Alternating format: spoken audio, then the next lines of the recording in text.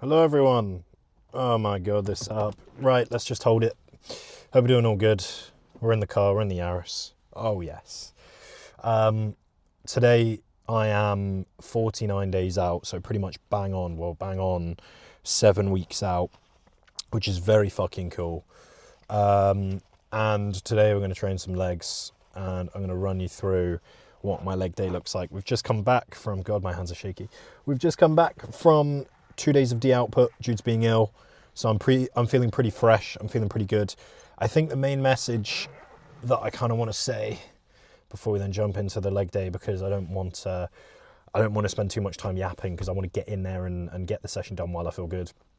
The main thing is, in prep, there's going to be good days and bad days, and good times and bad times. It's my girlfriend's hair in my mouth. There we go. No, it's my hair. Cool. Anyway, the main point is, like I said, there's good times and there's bad times. You're not just kind of gonna linearly feel shitter and shitter. Like, that isn't always the case. So as much as it's like, yeah, I'm 7 weeks out condition, so I'm pretty fucking lean. And with that comes some level of drag. But equally, by the same token, like, with some time off of cardio, just focusing on steps, keeping rest day food, and not training, and sleeping like 2 days of like 10 to 11 hours, you can feel pretty fucking good. And really managing being lean just comes down to having more of a focus on recovery. Yeah, you're going to need more sleep. Yeah, you're not going to feel tip top. Yeah, you're going to need to manage fatigue a bit more, but you absolutely can hold lower and lighter body compositions than you think you probably can. But anyway, we're going to go do some legs. I'm going to show you what my current leg day looks like. This is the second leg day rotation, so I train upper lower rest, PPL rest. So this is the Saturday leg day, that second leg day, more quad focused. And I'm probably going to give you some tips along the way. And I thought, hey, I feel good. I haven't recorded this session yet, so let's go through it. As always, training out VP. Let's fucking get it. Fuck you want.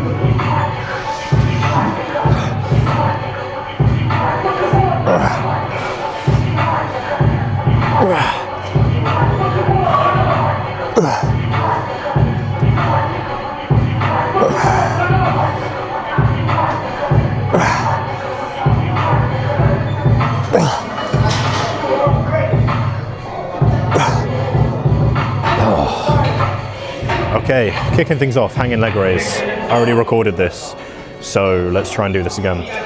For me, I find that having to kind of hang from my hands is a really nice way of warming myself up, having to kind of feel the weight of myself pulling down, holding onto the bar, and also trying to move my spine.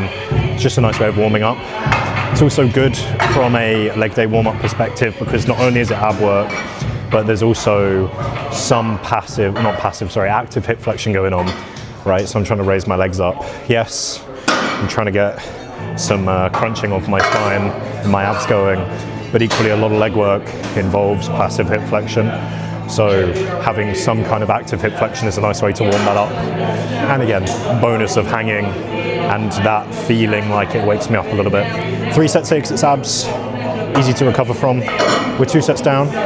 So let's rest and then do a 3rd set. Wow.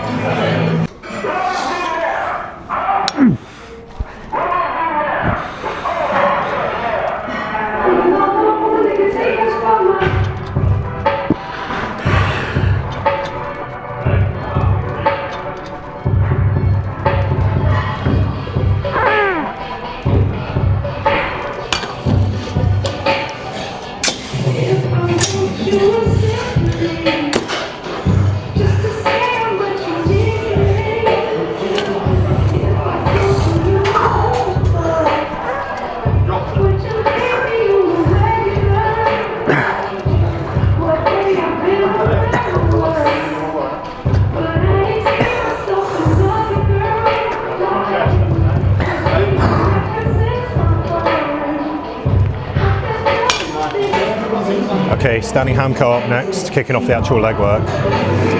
All the cliches here are true. Nice way to warm up my knee. Nice way to get some hamstring focus done and out of the way. Particularly being 7 weeks out at the minute. Compounds are pretty fucking knackering. So those are going to go last. We're going to get the less fatiguing stuff done out of the way first. On upper, it's less of an option. On legs, fortunately it is. And hamstrings are a particular focus. So, standing ham cart first. 1 set, again 7 weeks out, low volume. My recovery is battered. Next we've got 1 set of hypers. Then we'll go into our add and abductor work. Then it'll be split squats, leg extensions, hip press, and then we're done. Not all of that is going to be 1 set. But anyway, hyper extensions up next. So let's go do it. Okay, hip abductor up next. I like to do, well, current program is only 1 set. Today I do mid-range, other day I do length and range. There's no room to really differentiate them when there's only 1 set. But when I had 2 or 3 sets, I still did the same thing. Can you change your profiles so that they drop off during the session? Yeah, absolutely. But we only have 1 adductor here. So I don't really want to vary rep ranges. I don't really want to play around with paused reps. Can you? Yeah. Do I want to? No. So doing a mid, then a mid-lengthened, then lengthened twice a week, very samey. So midday, lengthened day. I also do abductors, 1 set after this. Really big focus on control and quality. It's not because glutes are a focus for me. I mean, come on, that's obvious, right? My glutes are sick, but first man to ever say that on the planet.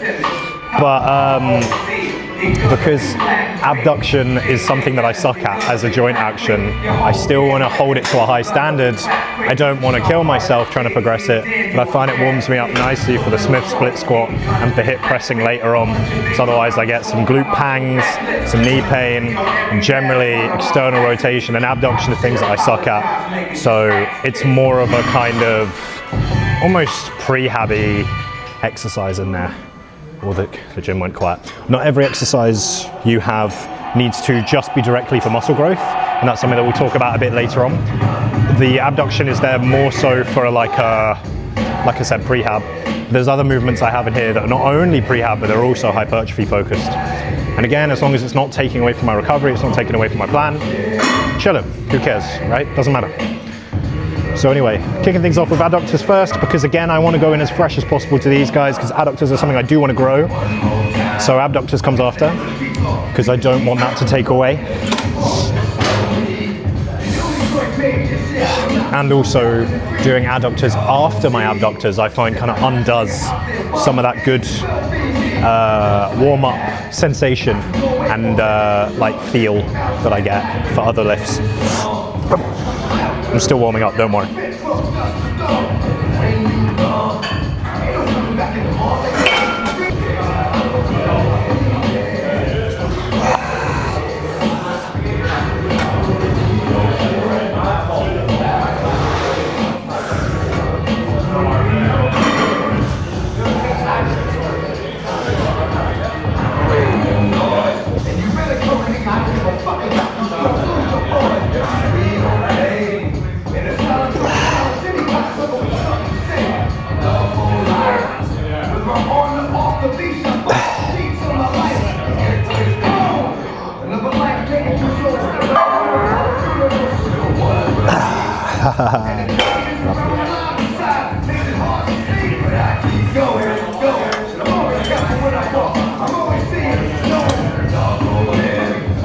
Straight in.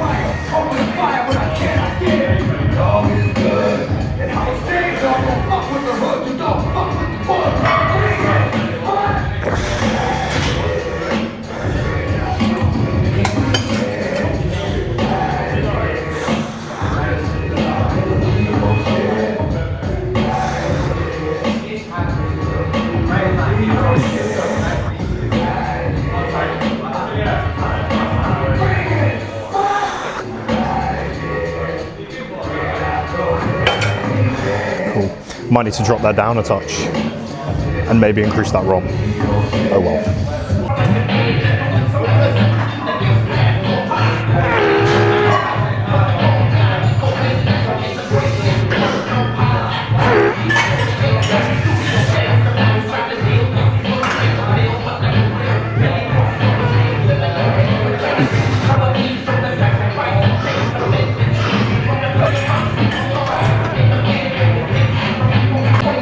God damn. Okay.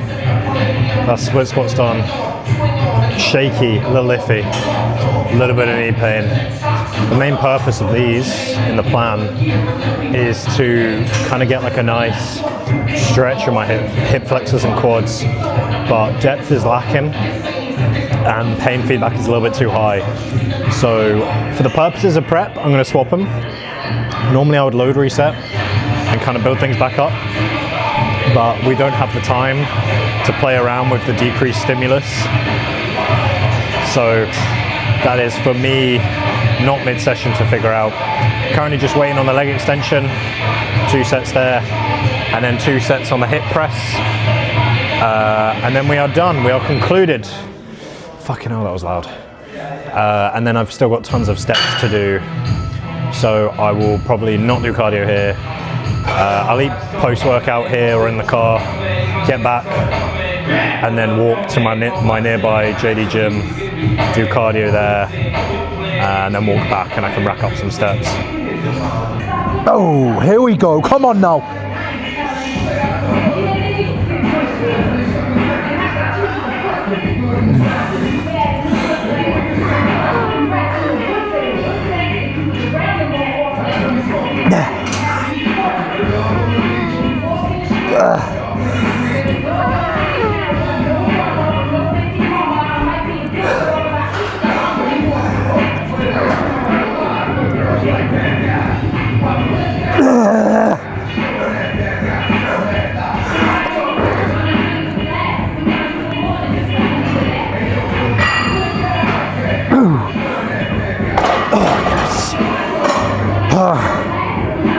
Shit me, man.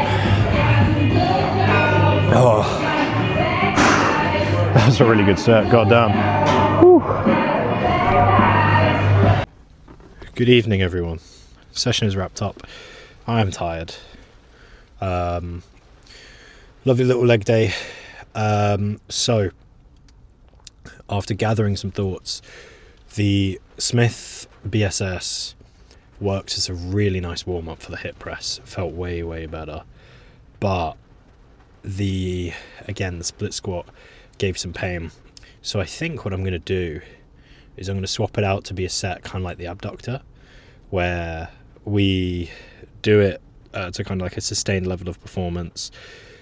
Just like iterate and improve the quality of those reps, really focus on ROM, add some pausing at the bottom, and then use that as a warm-up to get into hip press, because that made the hip press feel phenomenal. That absolutely flew. Literally no pain at all, which is mint. And I've restructured that to be lighter set first, then heavier set, because that definitely feels better. But anyway, I am now going to drive back home. Hopefully the rain ceases in that time. And then I'm going to walk myself over to the JD gym, get my cardio in, and then walk back. And then I should be at about 8k steps or so only the 4k remaining. And then I can play Pokemon Y while I do my steps to wrap off the day. But yeah, thank you all for watching. I failed to mention it, but today's intra was 5 grams of creatine, 20 grams of clusterdextrin, 20 grams of EAA. Pre-workout was 1 scoop of Mega Pump and 1 scoop of Conviction, all of which you can buy from Conti Sports. Link is down below. You can use code ARCHER10 to save yourself 10% off everything that I've said and everything site-wide. Thank you all for watching. If you want to work with myself for educational coaching, link is also down below. And until the next one, cheers!